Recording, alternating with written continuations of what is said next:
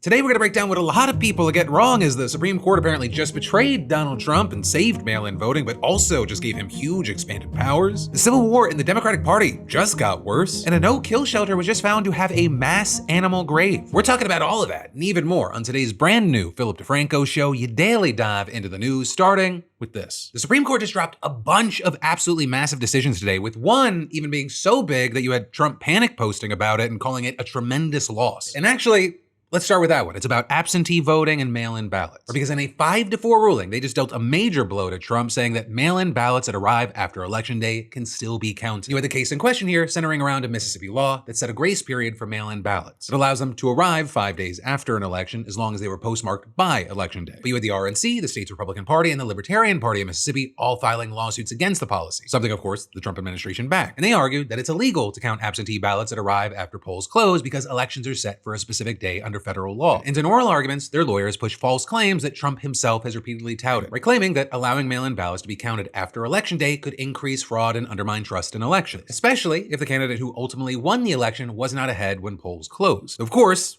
it's totally bogus. Honestly, the main reason that people distrust election is because Trump and his lackeys, they've spread misinformation about mail-in ballots creating fraud. And that's as even Trump himself has continued to vote via mail. And to that point, you had Mississippi Solicitor General hitting back, arguing that federal law only requires voters to fill their ballots by Election Day. And ultimately, you had a majority of the court agreeing with Chief Justice John Roberts and Justice Amy Coney Barrett, though in instances like this, MAGA likes to call her Amy Commie, Barrett joining the three liberals in support of the Mississippi law. And in fact, Coney Barrett was the one who authored the majority opinion, writing that federal election laws just require votes to be cast by Election Day, but then adding, the Election Day statutes do not set a deadline for ballot receipt, so they do not prevent Mississippi from counting ballots postmarked before Election Day, yet received afterward. Though on the other side, you had Justice Samuel Alito echoing some of Trump's common talking points, writing in his dissent, the majority's holding spawns a slurry of troubling election law questions and risks further undermining Americans' confidence in election integrity. But then also, I gotta note that this ruling, it goes way beyond Mississippi, because there are 18 states and territories that have mail-in ballot grace periods, and about a dozen others have grace periods for ballots that were cast by voters overseas, including military members, right? And this,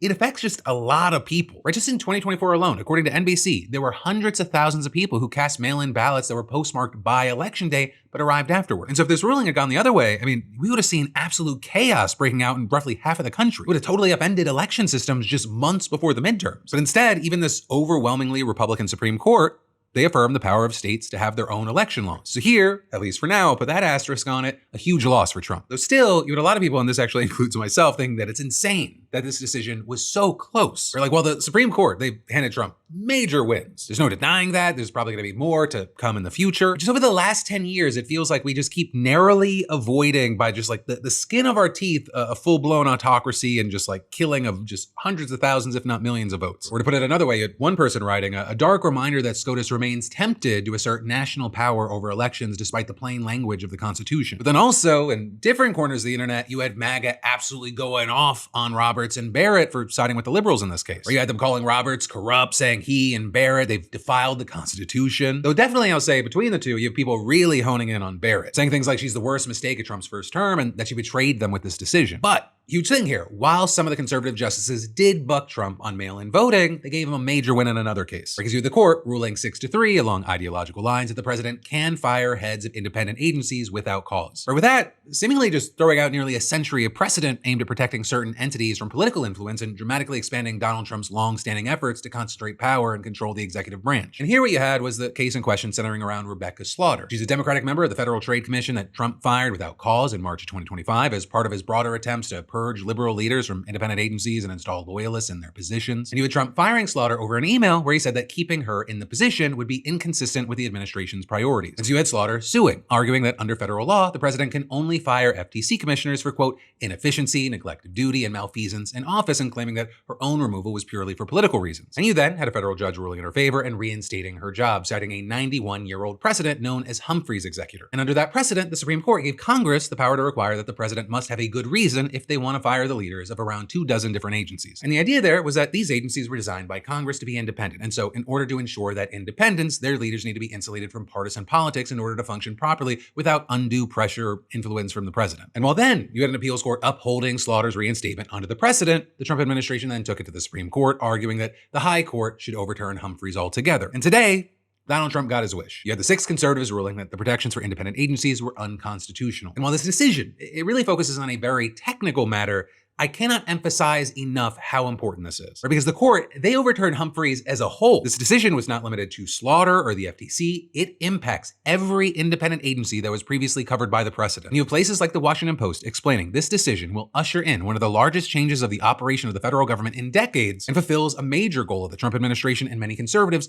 who have long argued the president should exercise unfettered authority over the executive branch. And so you then even had Trump himself cheering the move as a big win and describing it as a historic and unprecedented ruling, one of the most important ever given with respect to presidential powers. So apparently his abilities are not completely unlimited, because the Supreme Court, they also handed down another decision today that preserved the independence of the Federal Reserve. And there what you had was a case centered around a similar situation, which is Trump's decision to fire Lisa Cook, who's a member of the Federal Reserve Board of Governors. Now this case is a little different because Trump has used unproven claims that Cook committed mortgage fraud as an explanation for his efforts to oust her. And you had Cook, for her part, denying the allegations, arguing that they're bogus and saying that Trump, he only fired her because she refused his demands to lower interest rates, accusing Trump of trying to take control so that he can force it to carry out his own agenda. So she sued over her termination, claiming that she was fired without cause and that Trump did not give her due process to defend herself against the fraud claims. And this morning, the Supreme Court agreed, ruling that Trump, quote, failed to afford Cook the procedural protections to which she was entitled by under federal law, and allowing Cook to stay at her job while the case is litigated by the lower courts, a process that experts say could take months or even years to resolve. And so with all this, very notably, the decision also affirmed the central bank's unique independence from the president, as well as the limits on his ability to fire its leaders at will. So seemingly marking a very significant carve-out to the court's parallel ruling in the Slaughters case. But then the 4th Supreme Court ruling that we saw today is that the justices rejected Trump's push to throw out a $5 million judgment that was against him after a jury decided in 2023 that he sexually abused and defamed E. Jean Carroll in the mid-90s. And there, you had Trump looking to overturn the ruling, with his lawyers arguing that the allegations were implausible and politically motivated. They also claimed that the judge overseeing the case had prejudiced the jury by improperly allowing evidence from 2 women who claimed Trump had also assaulted them. But the Supreme Court,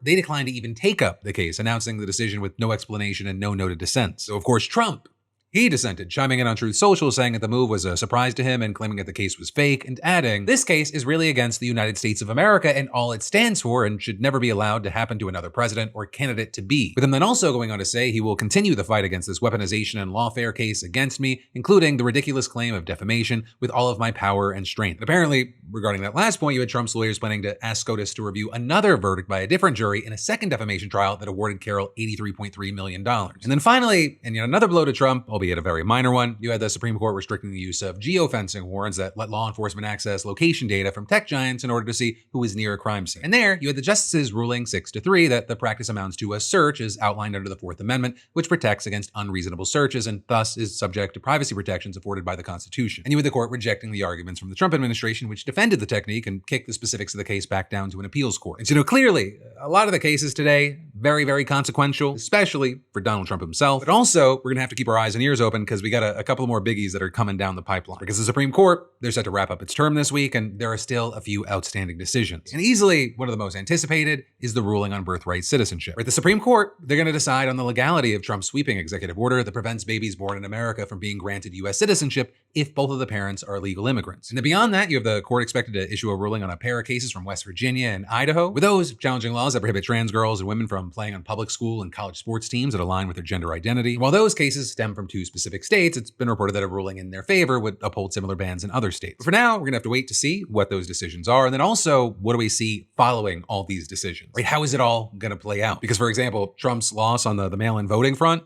he's already using it as a reason to really push the SAVE Act. And then there's more we gotta dive into in just a minute, but first let me thank a sponsor and say, I'll be honest, I was a little embarrassed because within 30 seconds of using today's sponsor, Rocket Money, it immediately showed me all the stuff that I was actively being charged for that I had completely forgotten about. 2 subscriptions, a free trial I never killed, and an app that I genuinely do not remember downloading. And that's not only a money thing, it's an attention thing. And it seems like no one has enough of that right now to catch stuff like this. And Rocket Money, they're a personal finance app that helps find and cancel your unwanted subscriptions, monitors your spending, and helps lower your bills so you can grow your savings. Their dashboard, it lays out your finances clearly, consolidating your accounts and showing your bills, due dates, and paydays without needing a degree in spreadsheets. spreadsheets. It builds budgets around real life, not the fantasy version of you that meal preps, never impulse buys, and always remembers the coupons. It also sends alerts when prices increase, bills hit, or spending spikes so nothing sneaks up on you. And it even helps negotiate bills for you, like internet or cable, saving you money without you wasting time on hold. And Rocket Money users, they're saving a ton, and millions of people are using it to get their financial lives together. So hey, let Rocket Money help you reach your financial goals faster. Join at rocketmoney.com/PDS or scan that QR code. It's rocketmoney.com/PDS, rocketmoney.com/PDS. But then, diving right back into the news, the Democratic Party, it seems poised right now for some sort of civil war. And part of the reason you're seeing this pop up right now is because last Tuesday you had those 3 candidates backed by Zoran Mamdani, including 2 Democratic socialists, winning their primaries. And that sparked this whole renewed conversation over whether socialism is taking over the Democratic Party. Right, and these wins, they also came off as especially provocative because 2 of them won against sitting Democrats, and a third beat the chosen successor to the retiring incumbent. So as far as reactions, you had things like when a reporter asked House Minority Leader Hakeem Jeffries whether Mamdani's endorsements were a fuck you to the party. He gave this not so friendly answer. Listen, the mayor and I agreed to strongly disagree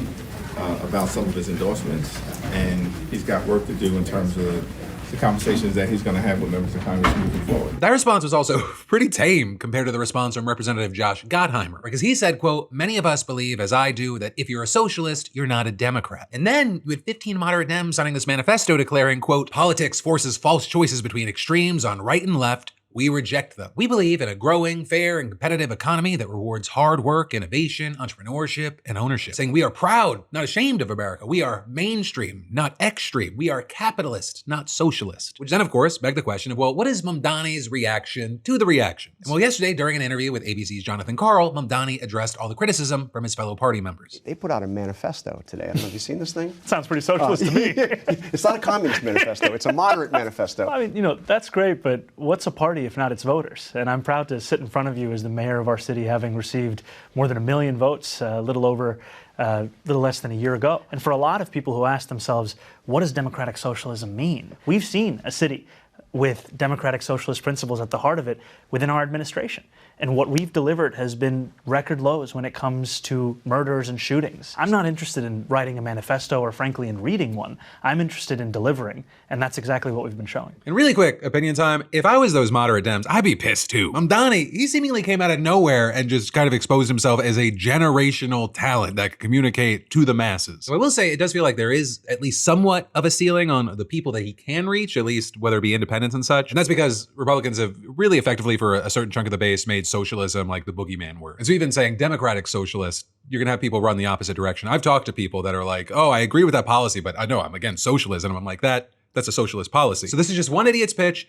I'm gonna start a new party. It's gonna be called New American Populists. My slogan is that America needs a nap. This world has been crazy. This country has been crazy. We all need to take a little nap and then get back to work. But then going back to those moderate Dems, they did probably like at least one thing Mamdani said, and that was him addressing the question of 2028, right? Whether he would like to run for president or even be able to run for president, because as Carl pointed out, he cannot do so legally because the Constitution bars immigrants from running. Do you think that we should change that? No. No. I think the Constitution looks good the way it is. Just the way it is. Just the way it is. So even as inoffensive as that answer was, you still had the New York Post finding a way to spin that into a scary headline, writing, "Mamdani weighs in on changing the Constitution so he can run for president." Though I will say, to the Post's credit, they have at least been consistent in how much they hate Mamdani. There's been a lot of switch-ups happening on the left and the right. But the New York Post, you can count on them, right? And they have been absolutely rabid in their coverage of Mamdani since day one, like even with the most innocuous of stories. So my favorite might have actually come from this weekend because you had headlines like, "Zoran Mamdani jumps into New York City pool to kick off summer tradition while violating dress code rules," as well as "Mamdani quietly attends Knicks games, sitting in section where tickets cost around $700 or more. And ex-mayors join Hochul, Tisch, and thousands at New York City's Israel parade while no-show Mamdani bizarrely rides bike around town in business suit, no helmet." Right? Since Tuesday's primaries, that panic on the right, it's just dialed up to an 11 with, for example, Ben definitely not botting his view Shapiro going off. The communist America-hating revolution isn't coming, it's here. They want limitless taxation, transing the kids is a matter of course, limitless immigration, no limits on immigration, taxpayer-funded abortion for all. Piker is running around now saying America is commie town. Do not cow to the commies. Let's say that there's an economic downturn. Let's say a bunch of corruption stories about the Trump administration break between now and 2028, which, by the way, is quite likely to happen. Let's say that from here, Democrats win in November. They do well in November. And the entire media apparatus attributes that to the increasing radicalism of the Democratic Party. Do you really believe that the Democratic immunity to full-scale third worldist communism is going to be strong enough to reject something like an AOC candidacy? Let's be very clear. Zoran Mamdani's world was built by Barack Obama. Barack Obama was step one. He was much better at hiding his politics. Now you don't have to hide your politics anymore because of Barack Obama. But then when it comes to these kinds of attacks, Mamdani's response has always been the same. Judge me by my deeds, not by whatever boogeyman you have in your head. Republicans are going to make you the poster child for the Democratic Party. Let them. We don't have to ask ourselves what life looks like if a socialist wins. We've delivered free childcare for 2-year-olds for the first time in New York City history. We've delivered tens of millions of dollars back to tenants who were taken advantage of by bad landlords. We've delivered 165,000 potholes being paved. And, if you look at the polls, it looks like that pitch is working. Mamdani's approval rating, it's gone up in New York State as a whole. And actually, when you narrow it down to just New York City, 58% approve and just 26% disapprove. Though, of course, that's New York City. When you're thinking about all the different places you gotta win, not everywhere is New York City. And in the meantime, it is gonna be interesting to watch this play out, right? Does the DSA have growing influence in the Democratic Party? Is there a growing civil war there? Also, are the Republicans' efforts to make them the face of the Democratic brand, is that gonna hurt Dems or give them maybe energy that they've needed really badly? I mean, Mike Johnson, he recently did a thing where he was warning Republicans about what the DSA want, and a lot of it sounded like he was doing promo for them. He was like, these monsters at the DSA, they want to expand the House of Representatives to implement proportional representation, end the Electoral College, end all military and economic aid to Israel, prosecute U.S. and Israeli leaders responsible for the genocide in Gaza, and among other things, they also want ranked choice voting. And I was like, did Mamdani pay Mike Johnson to say this? Because this very much felt like Mike Johnson believing in Democratic politicians more than the Democratic base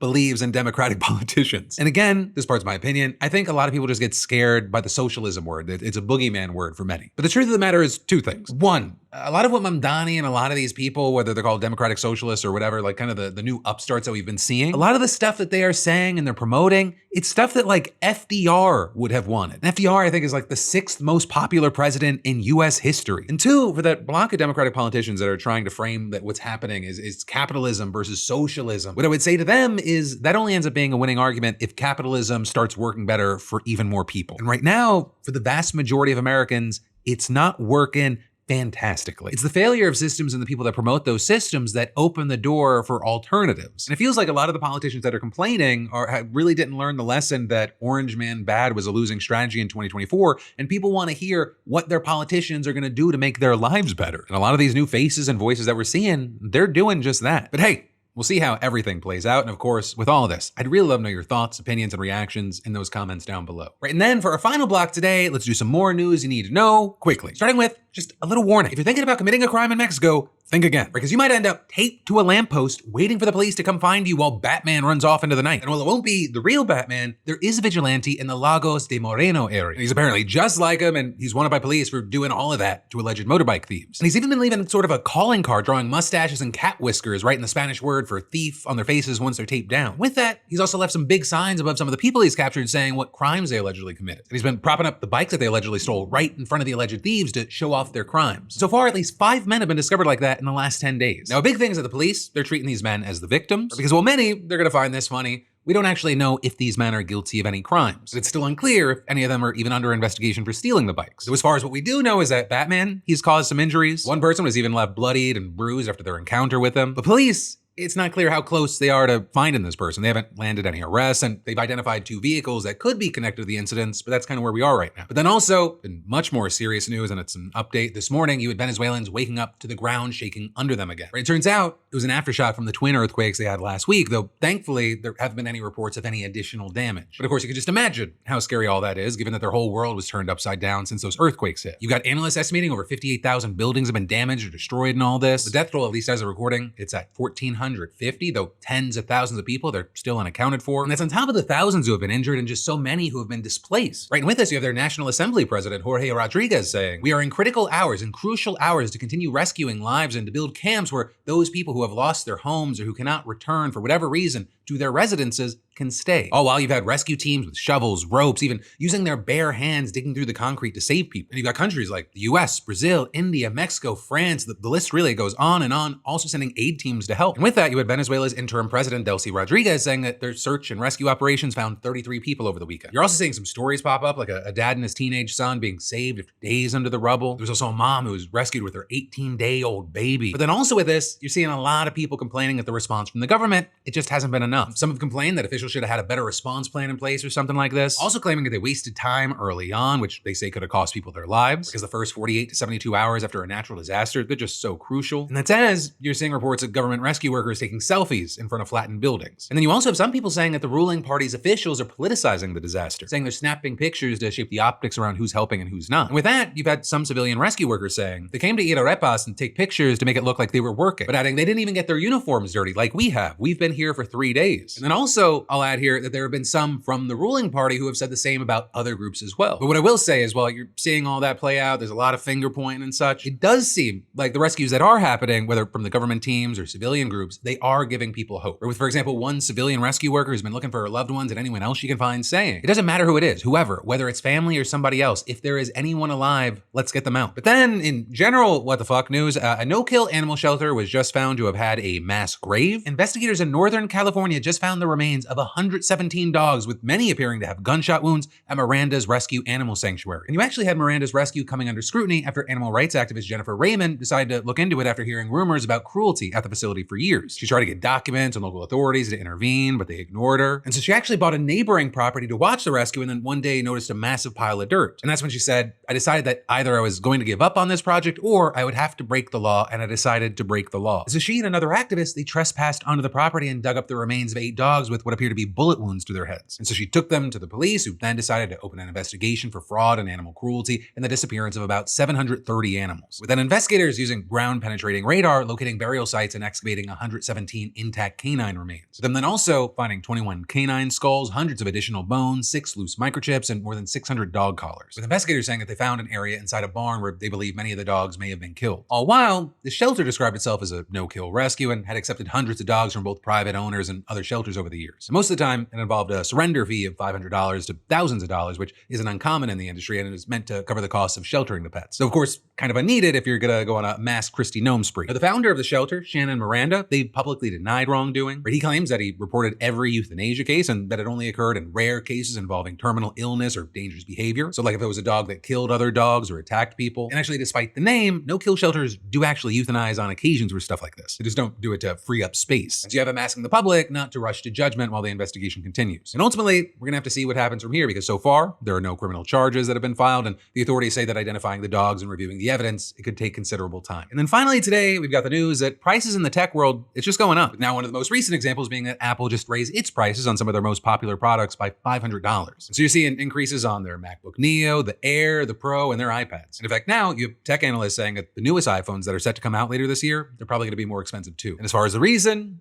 it's largely tied to AI. Because Apple, along with pretty much everyone, they're having to deal with the increased cost of memory chips, which have gone up with the AI boom. And that's why things like AirPods, where memory storage really isn't a factor, they're not impacted by this. But with prices going up, one of the questions out there is this going to affect sales? And so you're seeing some tech analysts saying if consumers are psychologically prepared for higher prices, it won't impact sales. And adding plus, an earlier announcement means the story at the fall launch is no longer the price hike, but the added value of the new devices. So you've also got other tech analysts saying psychologically, this is probably going to be a bigger shock to consumers than the rising price of eggs, for example, because sometimes eggs go up in price, whereas technology historically is deflationary, saying it gets cheaper over time. With all this, while shocked, it's a fantastic word for a YouTube title, one of the main reactions has been less that and more pissed off. Or you've got people like Bernie Sanders calling Apple out, saying that the price hikes are unacceptable. You also have others saying Apple is screwing us over because it's addicted to greed, period. And along those lines, you had AOC also chiming in. We need to break up a lot of these companies that are far, far too big. And we also need to be instituting consumer protections for people. And as we've seen that reaction playing out, you then had Apple responding, saying we've never seen a component price increase this much, this quickly. We know this is not welcome news, and we are working tirelessly to find solutions. But that, my friend, you beautiful bastard, is the end of your Monday show. Though I actually do have to do one last thing. I want to award maybe our first ever viewer of the day, our beautiful bastard award, which will be represented by this Luigi's Real Italian Ice that I'm about to consume. And that is the best comment on the last Philip DeFranco show, which is not decided by upvotes, but by my passing glance. So this, it goes to Emperor for the comment, poison-resistant rats in DC. It's okay, Phil. You can just say Stephen Miller, which yes, is slightly offensive to poison-resistant rats, but I'll allow it. But hey, thank you for watching. Thank you for hitting that like button. Of course, I'll see you right back here tomorrow.